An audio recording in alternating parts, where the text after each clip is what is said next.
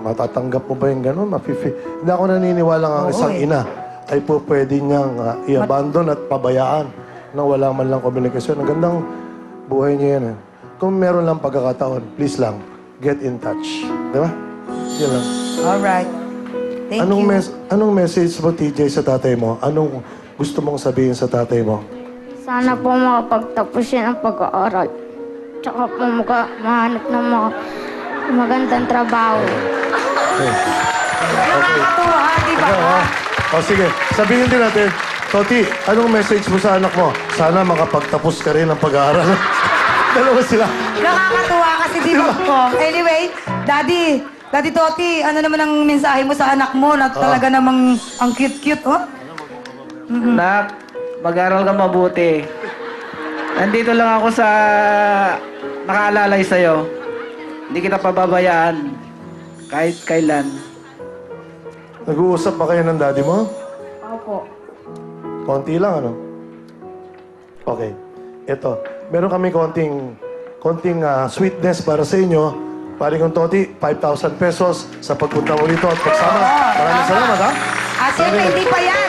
Dahil aananahin pa kayo ni Mr. Nonoy Zuniga. Kakanta pa tayo, Toti. Alam mo, si Toti, man of few words. Okay. Okay.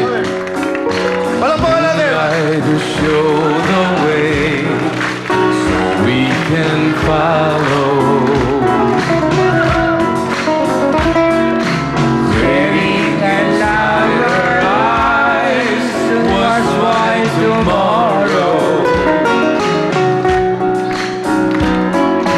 Then something changed her mind. Dark kisses told me I have no loving arms to hold me. Every day I wake up, then I start to break up. Lonely is a man without love. Every day I start out, then I cry my heart out. Lonely is a man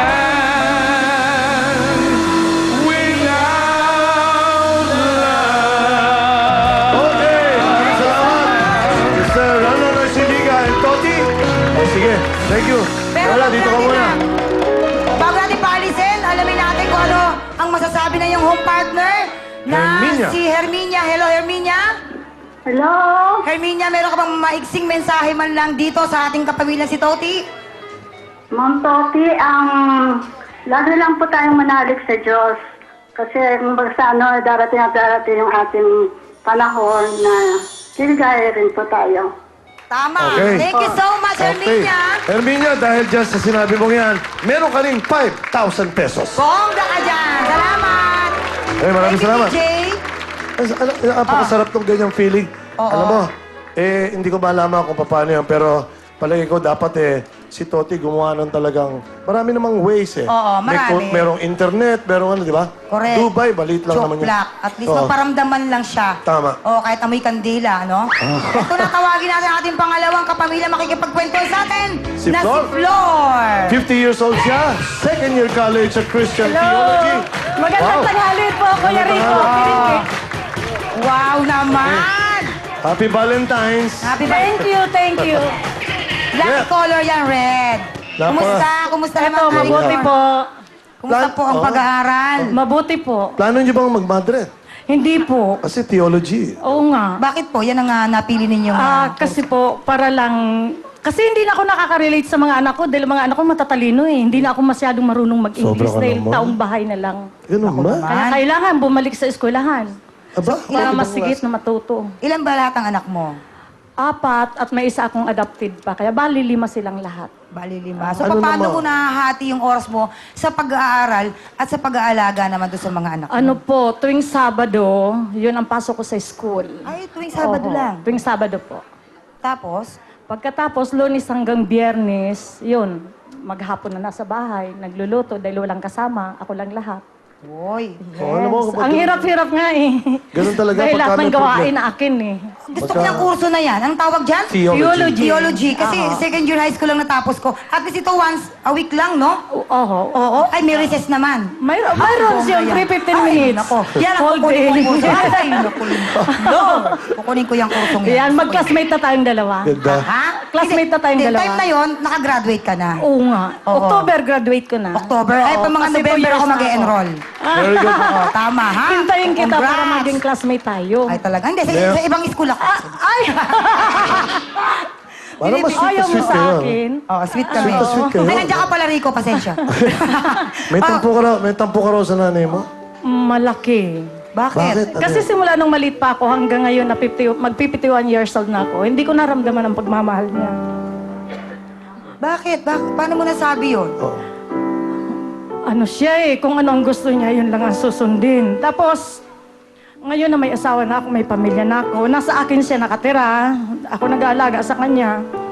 Bagamat sinasabi ko na nahihirapan na ako mag-alaga sa kanya kasi 77 years old na siya, napakasakit pa rin sa loob ko na mawala sa akin. Ako pa rin siyempre. Simula kasi nung maliit pa ako, hanggang ako nagkapamilya, nagkaroon ako ng 4 na anak. Kahit anong sabi kong, Ma, manganganak ako, baka pwedeng sa tabi kita. Hindi siya pumupunta sa akin. Yung panganay naming kapatid yun ang pinapupunta sa akin. Pero siya sa lahat ng anak ko, sa lahat, hindi ko siya nakatabi. Every time na manganganak ako, kahit i-request ko na nasa tabi ko siya, ayaw niya. Bakit? Kasi ang rason niya, may pamangkin daw siyang inaalagaan. Bukod pa doon, Anak wala ng ka ate bang ko. naiisip pa na ibang Wala. dahilan? Merong dahilan yan. Oo, kung bakit niya nagagawa sa'yo yun? Ang lagi lang niyang sinasabi dahil wala raw pera, laging walang kabuhayan, wala daw maiiwan sa bahay namin kung aalis siya sa amin. Walang maiiwan sa mga kapatid ko. So sa lahat sa inyo magkakapatid, ikaw lang nakakaranas ng ganyan sa nanay? Ako lang po. Baka, meron bang, yung bang mami mo, nanay mo, kumusta ang marriage life niya before? Meron ba siyang hang-ups? Meron bang problema before?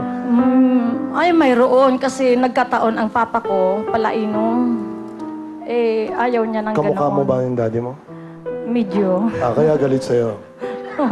Pero hindi pa rin, ano yun, hindi pa rin sapat na... Meron ganun. Ganun ba yun? Meron yun. Parang nakikita niya yung tatay niya, yung asawa niya, baka sa'yo. Kasi may ganun eh. Ganon? Oo, may ganun.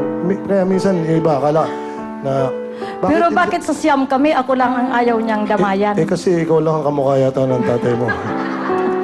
Maaari ano? Pwede. Ma, kamukha ko ba si Papa? Ah.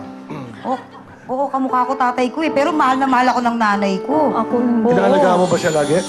Sa ngayon, nasa akin siya, bagamat sinasabi ko na, Ma, nahihirapan ako mag-alaga sa'yo dahil sa Intindi. kabila ng pinakikita kong pagmamahal sa kanya, hindi pa rin niya ako matanggap na talagang ipakita niya sa akin ang totoong pag-igmamahal ng isang ina.